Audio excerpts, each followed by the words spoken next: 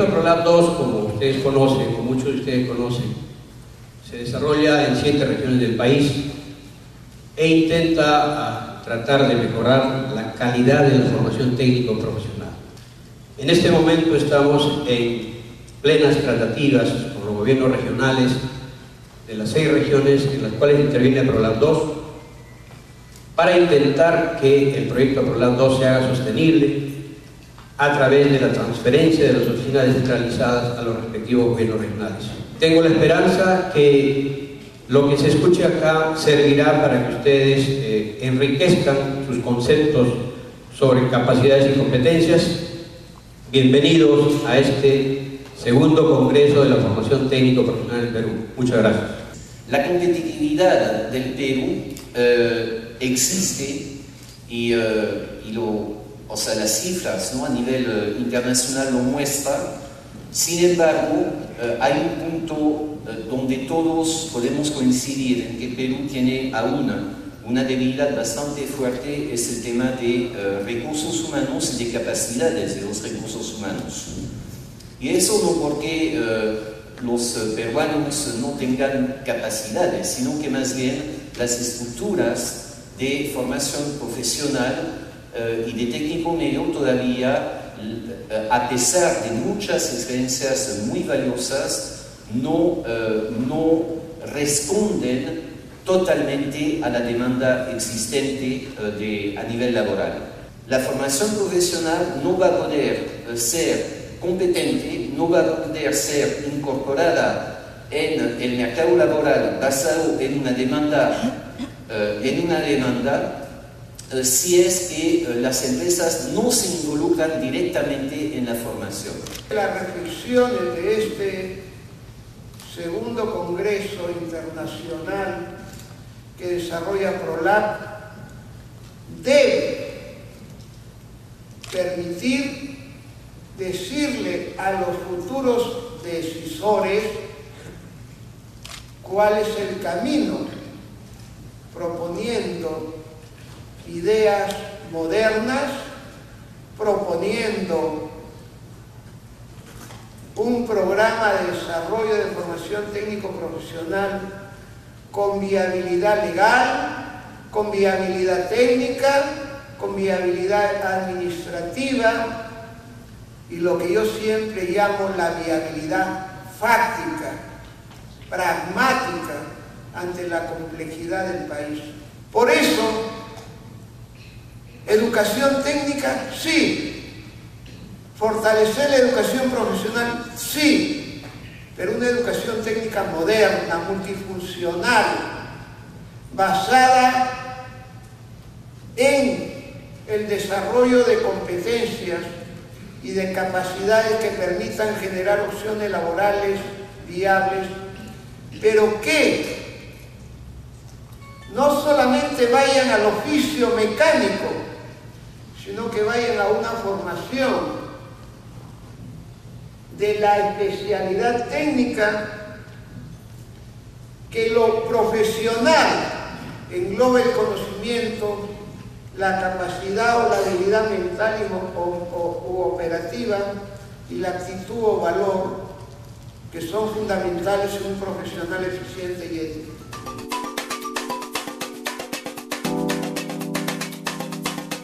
Países latinoamericanos con más o mayor énfasis, con más o menos recursos, hemos enfatizado, nos hemos jugado con una estrategia en donde la educación es un gran instrumento de desarrollo educativo. Y no hay gobierno en nuestro continente que no lo plantee en forma abierta o quizás algo más controlada esta situación. Sin embargo, esta propuesta es peligrosa porque abre expectativas en nuestra población. Nosotros le estamos diciendo a nuestros estudiantes, a las juventudes, estudia, de estudiar, de esforzarte, vas a lograr salir adelante. Y esa apuesta, que antes pudo ser mucho más fácil quizás de alcanzar, hoy día se enfrenta a un conjunto de dificultades. ¿Por qué es importante la temática del aseguramiento de la calidad entonces? Por una razón muy fundamental. El sector educacional, como el sector salud, son sectores asimétricos de información. Esto es, quienes estamos en el sector dentro de él, poseemos un conjunto de información muy diferente, muy distinta de aquellos que son sus usuarios o beneficiarios. Esta asimetría desprotege a la familia y a los estudiantes porque no tienen los elementos para poder discernir si la oferta educativa que estamos entregando es la que debe ser, la que decimos que debe ser y aquella que decimos que es y cumple con estos requisitos. Existen definitivamente muchas definiciones de lo que es competencia y no voy a detenerme en una por una todas ellas. Sí, es posible leerlas, es posible revisarlas, pero tomemos las definiciones que tomemos, es importante tener en cuenta qué cosa hay de común en todas ellas. ¿De qué hablamos cuando hablamos de competencias? ¿De qué hablamos cuando hablamos de formar competencias? ¿Y de qué hablamos cuando pensamos en formar profesionales competentes? Lo común a todas las definiciones tiene que ver con un ejemplo o con dos ejemplos que quiero mostrarles. Una cosa es saber cómo se juega tenis, otra distinta es saber jugar tenis y una muy distinta es jugar tenis competentemente. El que sabe cómo jugar tenis no tiene que haber pisado una cancha de tenis nunca. El que sabe cómo jugar tenis puede ser parapléjico. No tiene por qué saber agarrar una raqueta de tenis, porque sabe cómo hacerlo, nada más. Y de él no esperamos otra cosa más que sepa cómo hacerlo. El que sabe jugar tenis y es competente haciéndolo, sabe más que solo jugar. El competente probablemente invierte muchas horas en verse a sí mismo jugando. Es decir, ver las filmaciones de sus propios partidos y verse a sí mismo. Invierte muchas otras horas en ver cómo juegan otros, en sentarse a contemplar juegos, partidos de otros tenistas, porque el jugador competente, a diferencia del buen jugador, el jugador competente quiere ser mejor. El jugador competente está permanentemente preocupado por hacer las cosas mejor de lo que las hace. No se queda con saber jugar bien, no se queda con lo que ya sabe hacer, quiere hacerlo mejor todavía. Si miramos la educación básica, vemos de que el Proyecto Educativo Nacional, el PEN, como llamamos aquí, no tiene mucho de ciencia y tecnología, ¿no? Y eso es una crítica que se ha recibido el CEN desde varios ángulos, ¿no? O sea, no se ha considerado, no se ha dado la importancia debida al tema de ciencia y tecnología en el Proyecto Educativo Nacional. Luego viene la currícula que hace una especie de ampliación de lo que el PEN hace a nivel de ciencia y tecnología, pero el resultado es de que la ampliación que hace la orienta hacia las ciencias anteriores al siglo XX, ¿no? Y se olvida de que la tecnología actual está gobernada por el micromundo. La mecánica cuántica, es decir, los conceptos modernos de la ciencia no son para nada considerados, y es eso lo que se debería haber considerado. Si bien la educación en general debe contribuir al desarrollo, la educación técnica de manera particular o de manera especial es quizás el componente de la educación que está más cerca de su contribución, porque inmediatamente tiene un aporte directo al desarrollo y por tanto en sus procesos, procedimientos, en su concepción debe construirse en base a lo que el desarrollo o los desafíos del desarrollo plantean para una realidad determinada. ¿Qué quiero decir con esto, ¿no? ¿Cuál es el próximo desarrollo cuál es el modelo de desarrollo al que aspira el Perú, cuáles son los grandes desafíos en los próximos años a partir de lo que se ha vivido en los últimos 15-30 años en términos de crecimiento económico, la lucha contra la desigualdad. Es fundamental que en función de la realidad de cada territorio se defina cuál es el modelo de gestión más adecuado. Puede ser públicamente puro, en otras ocasiones las instituciones privadas pueden hacer un rol o desempeñar un rol importante, pero en otras ocasiones es necesario, y es la mayoría de los casos, que los actores públicos y privados y de la sociedad civil, que están dentro de los privados, se incorporen al proceso de toma de decisiones, no a modo de consejo consultivo, sino que se incorporen a la gestión de la institución educativa. Una educación de calidad tiene que ser una educación de acceso abierto y no una educación que, como ahora se sigue viendo, prorroga lo que muchos llaman la herencia educativa, o sea, los hijos tienden a reproducir los mismos niveles educacionales que tuvieron sus padres, y esa tendencia hay que romperla, ¿no? Primero. Segundo, hay otro tema muy interesante, y es el tema que también se mencionó de la relevancia. La educación tiene que ser relevante, o sea, le tiene que servir para vivir. El propósito de la educación no es puramente humanístico, filosófico, que también lo es, pero ante todo la gente se educa para tener acceso a un mejor ingreso y una mejor forma de vivir. Y si la educación que le damos no sirve para eso, estamos haciendo mal las políticas, estamos haciendo mal la educación. Lo más importante de todo esto es pensar en indicadores. Yo soy amigo de esta frase que dice que lo que no se mide no mejora. Entonces, si queremos hablar de calidad, bueno, ¿cómo nos fue en PISA el año pasado y el año antepasado en Perú? Ahí hay un indicador de que algo no estamos haciendo bien en las competencias básicas de matemáticas, lectura y ciencias, ¿no? ¿Qué hacer para eso? ¿Cómo capacitar mejor a los docentes? ¿Cómo lograr mejores ambientes educativos? ¿Y cómo ir a favor de la equidad? O sea, es un tema bien largo que da bien para rato, pero que lo importante es que todos sepamos que el desafío está y que necesitamos respuestas más innovadoras. Por ejemplo, tenemos un Plan Nacional de Educación, reconocido como políticas de Estado, firmado por el Presidente de la República. No hay plata para la implementación.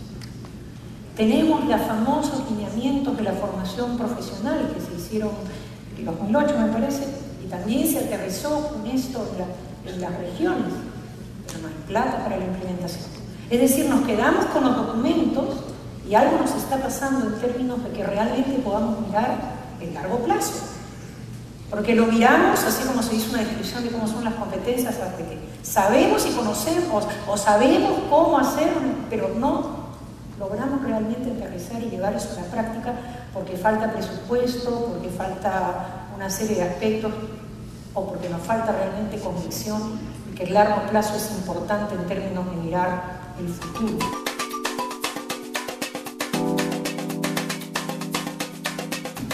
¿Quiénes son los mejores profesores del mundo?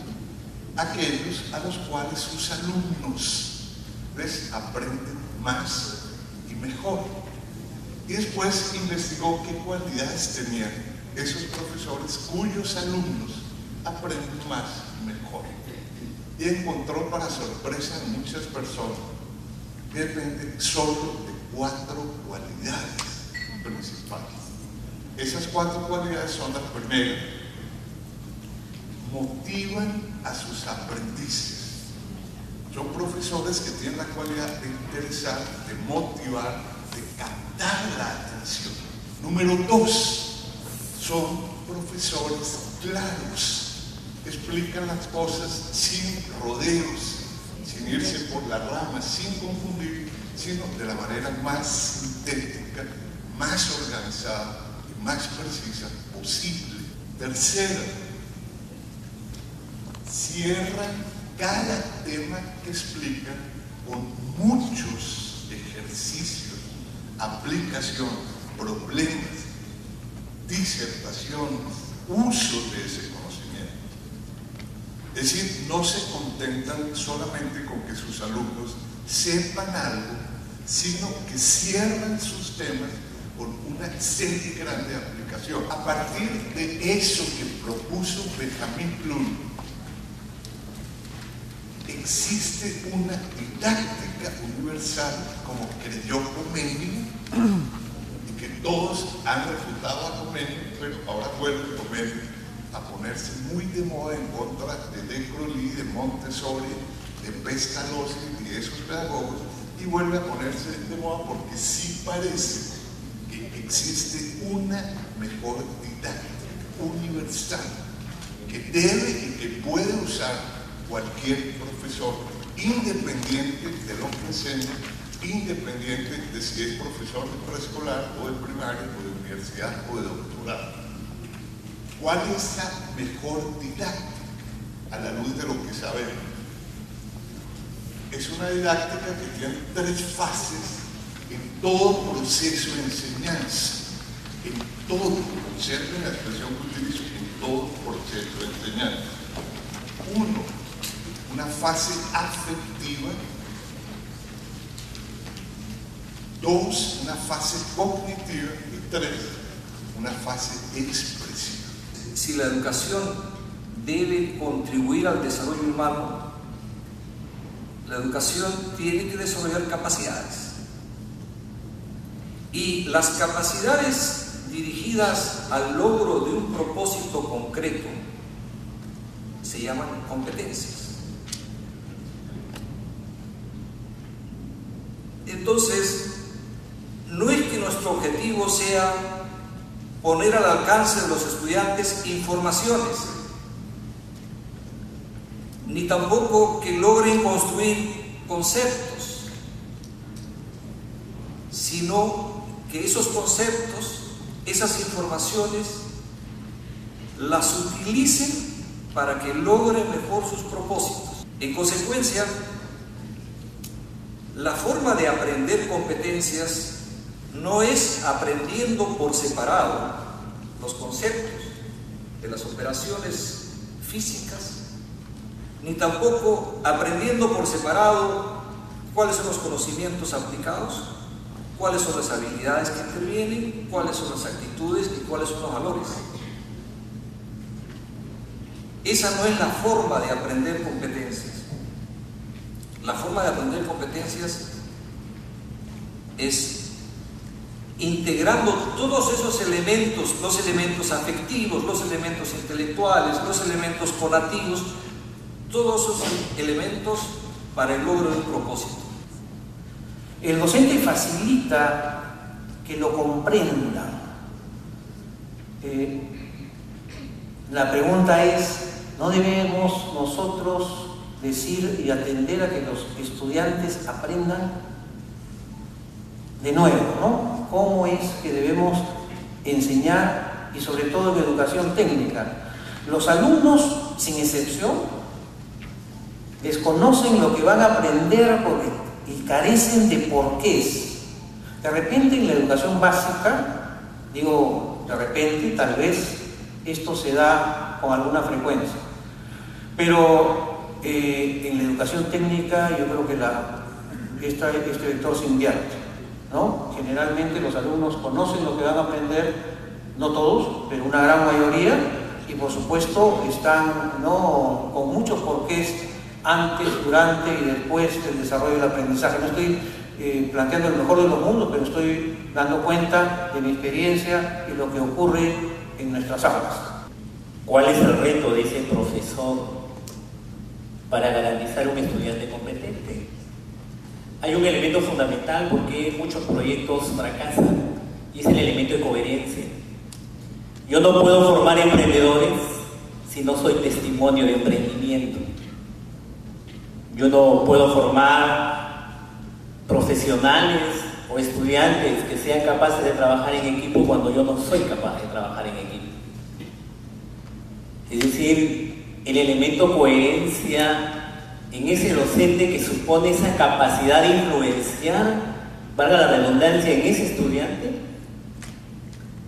para promover aprendizajes a partir de una motivación, si bien es cierto, es extrínseca de afuera hacia adentro, pero que finalmente debe convertirse en una motivación intrínseca de deber estudiar, al querer estudiar para aprender. Si nosotros queremos analizar, es que simplemente decimos esta es nuestra asignatura y lo que debemos estar pensando, ya queremos estar trabajando hacia el nuevo paradigma de un sistema educativo que realmente busque la transformación de la educación peruana. Creo que realmente nosotros, los docentes, y de acuerdo a lo que indicaba nuestro expositor, las 3/4 depende del estudiante y 1/4 del docente, yo tengo el criterio personal que debe indicarse un 40, 40 y un 20. 40 del docente, 40 del estudiante y un 20 del contexto. Sabemos todos y tenemos la experiencia que la formación técnica en América Latina ha pasado, digamos, por una suerte de desvalorización permanente, donde todos los padres han aspirado a que sus hijos lleguen a la universidad. Y han sido muy pocos los que han pensado en la formación técnica, a diferencia de los países desarrollados. Estamos en el siglo XXI, estamos en un país con crecimiento económico, tenemos un mercado profesional satisfecho, pero un mercado técnico, de profesionales técnicos, no satisfechos. Entonces, ¿qué tenemos que hacer para enamorarnos de la educación técnica en el Perú? ¿Qué tenemos que hacer para convencer a los jóvenes, a los padres, a la sociedad, de que ya no la universidad es la única alternativa de desarrollo y de crecimiento? Que los niveles intermedios son los niveles que realmente soportan los desarrollos cuando están en fase de crecimiento.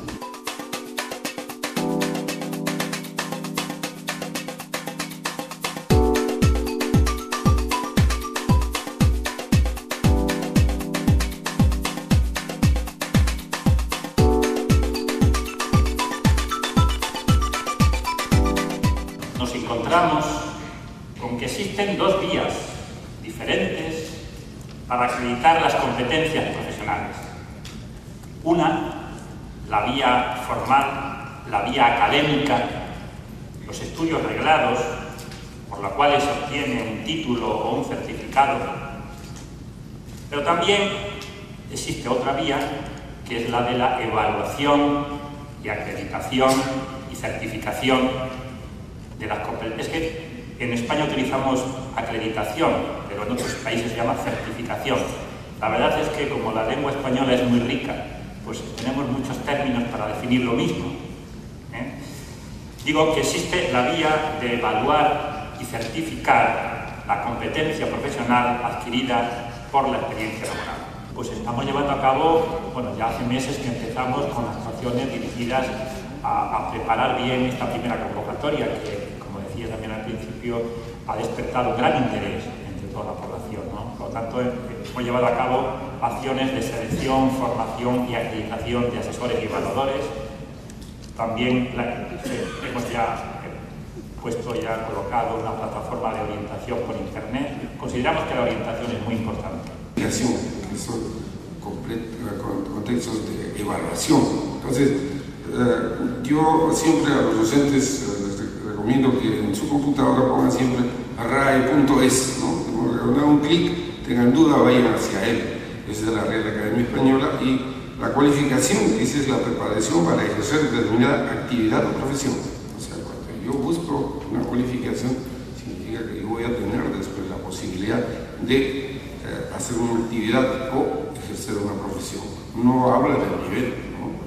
Y el día de ayer también pude ver, como dice nuestro profesor, efectivamente tenemos que estar seguros de que la competencia puede definirse de muchas maneras, pero es algo que va a integrar los saberes, los saber hacer y el saber estar. Ese es un concepto sencillo y que no hemos recibido, es algo que ya funciona cuando ya existe una formación bastante buena y luego no es lo suficientemente buena para traer en situaciones difíciles, como en este caso creo que es lo que pasa, a mucha más gente a los puestos de trabajo y que los sistemas reglados ya no pueden. Y el principal problema, y justo todas las discusiones de competencias, creo que en Europa se dio en el 80, cuando ya la formación profesional reglada ya empezaba, es como uno cuando tira el blanco ya no daba el blanco, sino poco a poco se iba alejando y los tiros ya eran a otro lado, y resultando que los que egresaban no encajaba. Esa es una pregunta que hay que hacerlo. Realmente los que estamos formando están como el tiro al blanco destinados a dar el gol, o tal vez no están ni siquiera cerca. Y eso supone una estructuración bastante clara, muy definida, estándares muy precisos, inclusive pensar en la evaluación externa para mejorar nuestro trabajo, porque de otra manera siempre vamos a pensar que lo estamos haciendo bien y tenemos mucha fe, mucha voluntad, en eso nadie nos gana, pero estarán yendo a donde queremos que vayan a trabajar, estaremos alentando una vida llena de satisfacción otra vez, ¿no? Ese es el mismo problema que tiene la educación. Hace muy poco el IPEBA, que es uno de los órganos operadores, certificó a los Camayo en el Cusco, en las provincias altas, donde hay campesinos que hacen transferencia tecnológica entre pares, entre los productores, entre los otros campesinos. Y fue muy emocionante verlos como cuando el gobierno regional les entregó su certificado de las competencias que habían probado en el desempeño, en situaciones reales. Se trataba de extensionistas, especialistas en ganado vacuno. En el establo tenían que probar que conocían de sanidad, que conocían de pastos, de posturas en el campo. Entonces es un trabajo muy serio. Entonces creo que los países que ya estamos avanzando en esto podemos sentirnos orgullosos de que este acto de justicia social beneficie a los más pobres y les dé las oportunidades de acceder a mejores condiciones de vida, a un mejor ingreso y sobre todo a un reconocimiento social. ¿De qué manera se podría trabajar para que los profesionales competentes que acreditemos o certifiquemos se caractericen por lo siguiente? Primero, que tengan un efectivo amor por lo propio, que implique la preservación y, si fuera del caso, la defensa de la identidad y de nuestros recursos. Segundo, que no consideren que lo que viene del exterior, ideas, principios, valores, costumbres, capitales, entre otros, es siempre superior a lo nuestro. Y tercero, para terminar esta lista incompleta de cuestiones, que en sus respectivas esferas de acción, estos profesionales competentes que acreditemos o certifiquemos estén realmente dispuestos a conseguir que se armonicen las necesidades de las personas con las de las empresas y la sociedad en general. Otro caso que conozco en el área de turismo es el del Instituto de Turismo de Costa Rica, ¿no? Yo tuve oportunidad de trabajar y estudiar en Costa Rica varios años y ellos han trabajado también ese sistema de reconocimientos profesionales. Lo creo que es bien importante y se mencionó, pero quisiera yo resaltarlo con mayor peso, es el hecho de que estos procesos de evaluación requieren que los involucrados, es decir, que los que son evaluados, conozcan con bastante precisión el sistema de evaluación y conozcan bien los estándares bajo los cuales van a ser acreditados. Por eso es muy importante este proceso de autoevaluación inicial, ¿no? En que ellos también puedan medir hacia dónde quieren llegar, hacia dónde van a lograr.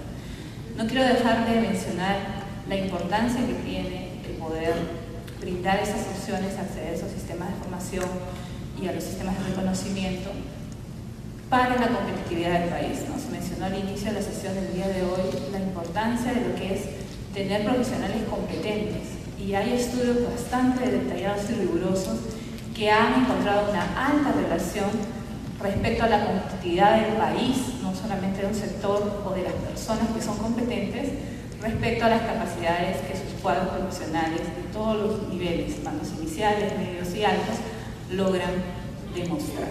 ¿Cómo estamos nosotros? ¿Estamos preparados? ¿Están convocando ya el CINEACE para evaluadores externos? ¿Estamos capacitándonos? preparándonos y somos nosotros los que vamos a preparar a esos estudiantes, estamos preparando a esos estudiantes para ser evaluados, para que lo evalúen sus competencias profesionales. ¿Cómo están nuestros centros? Recuerdo siempre al señor Julio Cruz que nos decía, estamos esperando siempre del ministerio y nosotros ¿qué hacemos? ¿Qué hacemos nosotros? ¿Nos podemos quedar sentados solo a esperar? Tenemos que hacer algo, ¿verdad? Tenemos que hacer algo. Y otra cosa también que quisiera rescatar es el apoyo de APROLAB 2. Este gran proyecto, soy una institución beneficiaria del Instituto de APROLAB 2 y convoco a los señores del Ministerio de Educación que esto no se pierda, sino que se convierta este proyecto como una política de Estado, ¿no? Para que no muera, sino que se pueda replicar y pueda ampliarse a muchos más institutos que lo requieren. Y termino con esta misma pregunta: ¿cómo estamos nosotros? ¿Estamos preparados para nuestros futuros, para preparar a nuestros futuros egresados de nuestras instituciones educativas como Instituto Superior Tecnológico, ya que en la ley está establecido, en la ley de cineasta, que se evaluará las competencias profesionales de los egresados de ISTs y también de otras instituciones?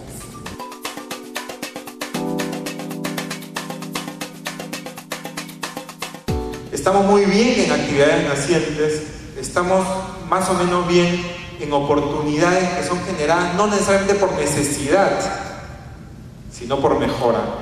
Es decir, ¿cuál es la diferencia entre necesidad y mejora? Tal vez en un país donde todo el mundo está desempleado, es muy fácil ser el país líder en emprendedurismo, porque a la gente no le queda absolutamente nada más que hacer que dedicarse a una nueva actividad emprendedora. Cuando uno ve el ratio que es de mejora, es que alguien ha dejado su actividad a la cual se dedicaba para hacer algo emprendedor, porque le puede dar más ingresos o porque le puede generar más independencia.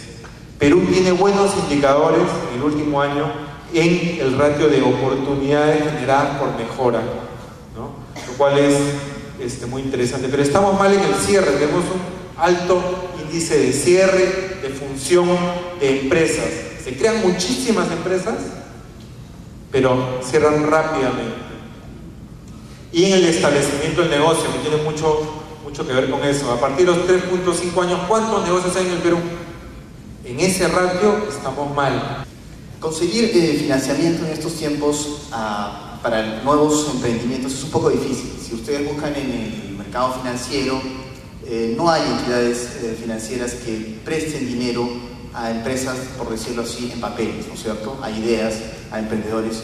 No hacen ese tipo de préstamos, sino lo que ellos ofrecen es préstamos para empresas que de alguna manera ya están en marcha y que ya pasaron el primer año crítico y que sobrevivieron, ¿no es cierto?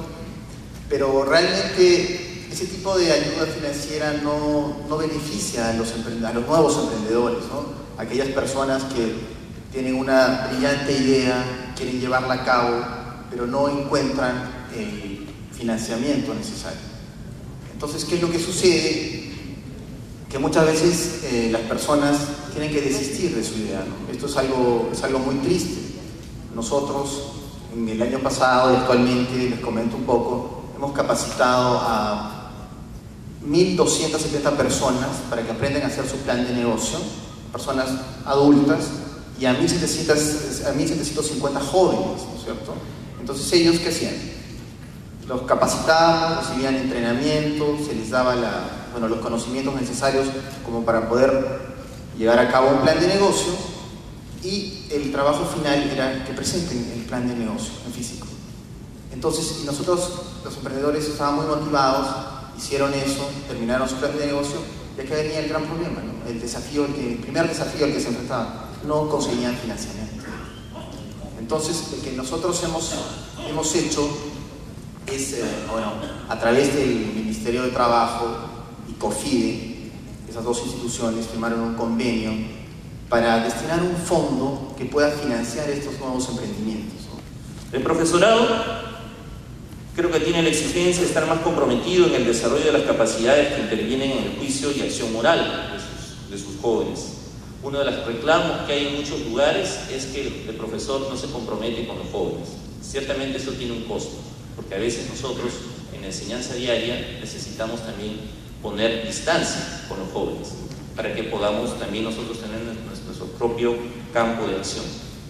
Evidentemente, sin embargo, habrá que ver el punto medio para tratar de que no tengamos esta distancia, o que la distancia generacional no sea un obstáculo para podernos acercar en el testimonio con los jóvenes para formarlos en valores. Por último, la pregunta, ¿por qué sigue siendo entonces un desafío la formación en valores? Y aquí yo quiero plantear algunas situaciones muy brevemente que tienen que ver con esta dificultad de formar en valores en la sociedad peruana.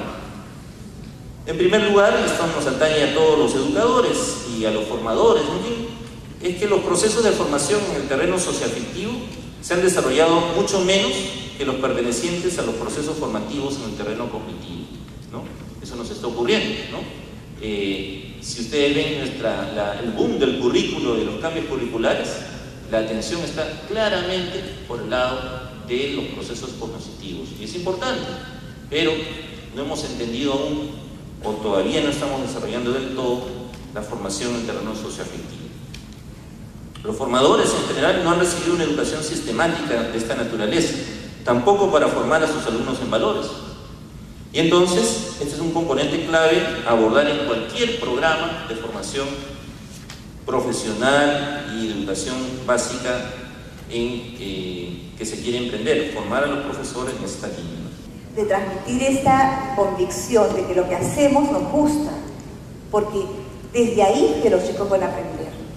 Van a aprender que si nos gusta lo que hacemos, probablemente ellos también descubran lo que les gusta. Van a aprender que si nosotros nos damos un tiempo para escucharlos, probablemente ellos tendrán más tolerancia para escucharse y para escuchar a otros. Van a aprender que si nosotros podemos tolerar la discrepancia, a pesar de que ellos piensen diferente, probablemente ellos también sabrán escuchar a otros. Van a aprender de que de alguna manera, si nosotros somos compasivos, ellos podrán también ser más compasivos. O sea, creo que educar en valores pasa entonces por esas cosas pequeñas, ¿no?, que se tienen que introducir en lo cotidiano. Y si bien es cierto, o sea, la currícula a veces nos exige cumplir con determinadas cosas, ¿no?, para un aprendizaje efectivo y eficaz, yo creo que el tiempo de introducir esos aspectos socioemocionales, afectivos, requiere de una cuota de amor, de alguna manera, de pasión por lo que uno hace, que nos pide, nos exige de repente algo más, pero también de luchar porque estos elementos tienen que ponerse en la currícula, tienen que estar dentro de la currícula. O sea, no podemos seguir teniendo currículas donde solamente predomine lo cognitivo. O sea, eso es mutilar a nuestros jóvenes, mutilar la capacidad que tenemos como seres humanos. Y creo que es tarea de todos hacer una currícula más integral. Y creo que el desafío que planteaba Rafael es un desafío para todos. Esta tarde hemos terminado hablando sobre la educación en valores, que también retoma un poco lo que se ha estado diciendo en estos días, ¿no? Y nos vuelve a recordar, sí, esto de la educación en valores también es una responsabilidad de todos.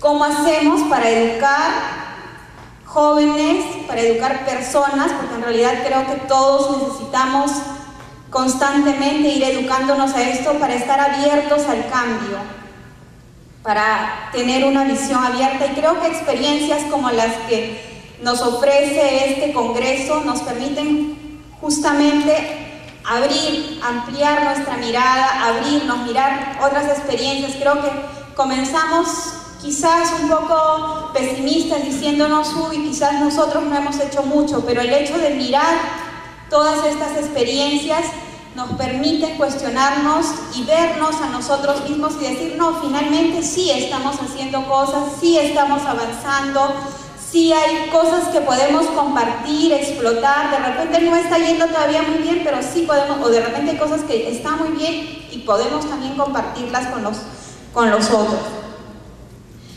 Y bueno, creo que esta experiencia de estar aquí todos juntos también nos invita a crear redes, a dinamizarnos en nuestro actuar en los lugares donde estamos, pero también vinculándonos con los demás, ¿no? Se ha hablado también de no quedarnos aislados, sino de abrirnos. APROLAB, como proyecto, trata de cubrir esas brechas. Pero como decía uno de nuestros distinguidos ponentes, si no lo quiero hacer, así tenga todo, no pasa nada. Y la única manera de lograr metas, objetivos, ser verdaderamente competente en el campo educativo, es solamente querer hacerlo. Mi abuelita me decía, siempre retorno a mi abuelita a las máximas, porque mi abuelita se llamaba Máxima: uno no ama lo que no conoce.